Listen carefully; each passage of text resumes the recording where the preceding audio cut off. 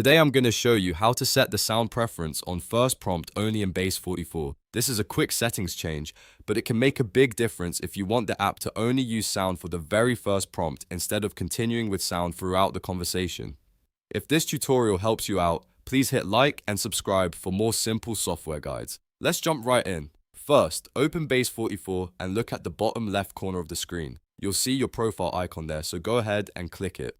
This opens your account and app options. From the menu that appears, click Settings. That will take you into the main settings area where you can adjust how Base44 works for your account. Once you're inside settings, look at the left navigation bar and click Preferences. This is where the app keeps behavior-related options, including sound controls. Now scroll or look for the Sound Preferences section. Under that section, you'll see a drop-down menu. Click the drop-down to open the available sound options. From the list, select On First Prompt Only.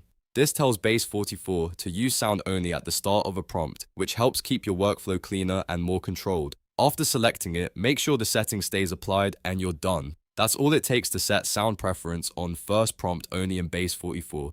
If this video helped, don't forget to like the video, subscribe to the channel, and turn on notifications so you don't miss the next quick tutorial. Thanks for watching, and I'll see you in the next one.